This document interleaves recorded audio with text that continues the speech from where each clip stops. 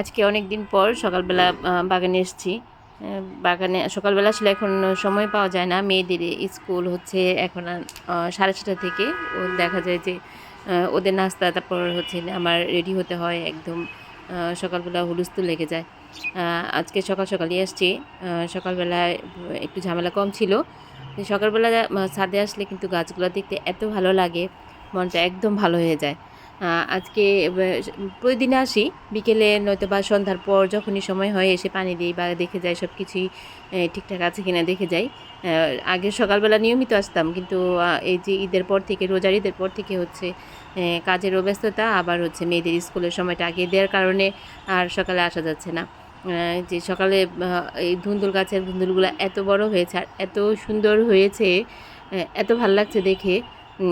এগুলো আজকে এখন পাড়ার মতন হয়ে গেছে। আজকে বিকেলে ভাবছি এগুলো সব পেরে ফেলবো।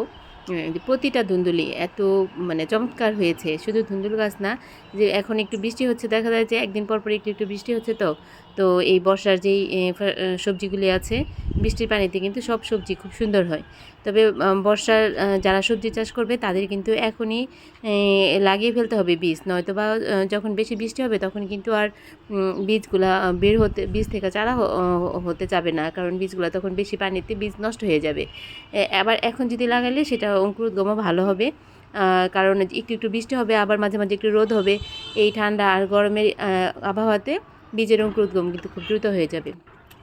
এটা কিন্তু হচ্ছে আমাদের আবার বিকেলবেলার কথা।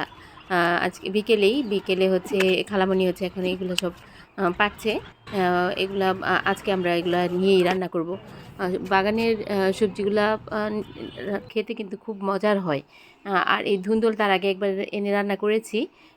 খুব মিষ্টি মিষ্টি, মানে অন্যরকম একটা মজা। আজকে এই ধুন্দুল আর চিংড়ি মাছ দিয়ে রান্না করব। খুবই এই খেতে তার আগে যে যখন রান্না করেছি একটু মিষ্টি মিষ্টি লাগে। এটা কিন্তু একটু ছোট জাতের ধুন্দুল।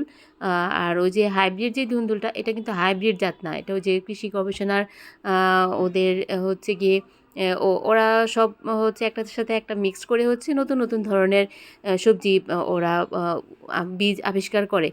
সেই বীজই হচ্ছে এটা। দেখা যায় যে এটা এটা টেস্টি অন্যরকম। চিংড়ি দিয়ে আর ধুন্দুল রান্না করলে কিন্তু চিংড়ি একটুও পানি দিতে হয় না, ধুন্দুলের এই তরকারিতে এমনিই হয়ে যায়। আর যেই পানিটুকু ধুন্দুল থেকে ছাড়ে, এই যে কত পানি এখানে আসছে, তো এই পানি দিয়ে কিন্তু আমার ধুন্দুলের তরকারি হয়ে যায়। আর খাওয়ার পর কিন্তু এটা খুবই মজা হয়েছে। আমরা কিন্তু খাওয়ার পর আমি এই ভিডিওটা দিচ্ছি।